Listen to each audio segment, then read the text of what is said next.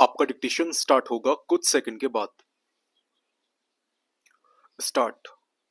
उपाध्यक्ष महोदय, हमारे देश के अधिकांश लोग खेती पर निर्भर करते हैं और इसलिए खेती पर आधारित उद्योगों की इस देश में अधिक आवश्यकता है।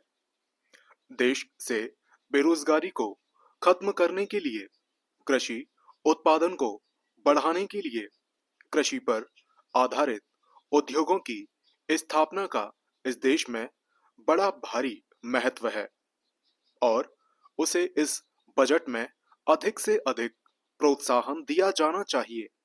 मैं वित्त मंत्री जी से निवेदन करना चाहता हूं कि खेती के उद्योग आदि के लिए हमारे बजट से अधिक गुंजाइश की जरूरत होनी चाहिए।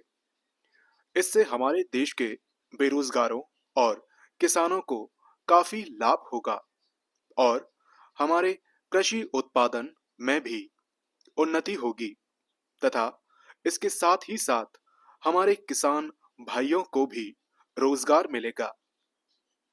वित्त मंत्री जी ने काफी अच्छा बजट पेश किया है, लेकिन खेती के उद्योगों के लिए इसमें विशेष व्यवस्था करने और इसमें अधिक धन लगाने की अधिक आवश्यकता है।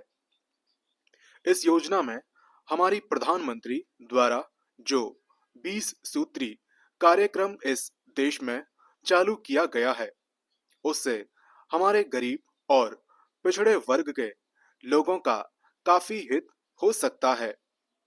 मैं निवेदन करता हूं कि कमजोर वर्ग के लोगों के लिए पशुओं को खरीदने तथा आवास और दूसरी आवश्यकताओं के लिए धन की व्यवस्था की जाए। आज यह कार्यक्रम हमारे देश में तेजी से और बड़ी जिम्मेदारी से लागू किया जा रहा है। इसमें संदेह नहीं है कि इससे हमारे देश के गरीब लोगों को काफी लाभ पहुंचेगा। पैराग्राफ। हमारे देश में मध्य प्रदेश काफी पिछड़ा हुआ है। मध्य प्रदेश में खनिज और वन देश में सबसे ज्यादा है। हमारे मध्य प्रदेश में 20% खनिज उत्पादन है और 30% वन है।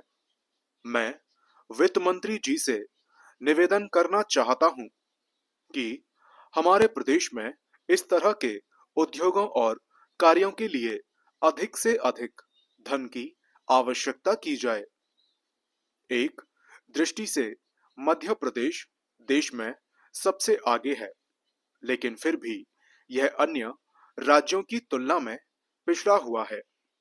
यहाँ से 1000 टन कोयला प्रतिदिन देश भर में जाता है। मैं निवेदन करूंगा कि कोयले की खानों के पास ताप बिजली घर बनाए जाएं ताकि हमारे प्रदेश की आवश्यकता को भी पूरा किया जा सके और देश को सस्ते दामों पर बिजली मिल सके। पैराग्राफ।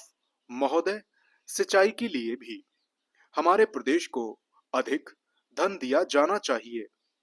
इस तरफ भी ध्यान दिया जाना चाहिए कि सिंचाई का खर्च पिछले 1 साल में दुगना हो गया है।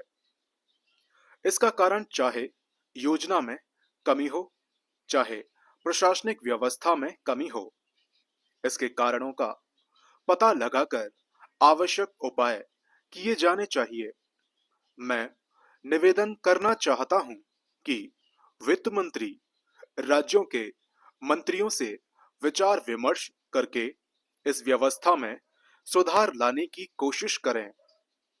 हमारे देश में विकास कार्यों को आगे बढ़ाने के लिए शांति और व्यवस्था की बहुत आवश्यकता है।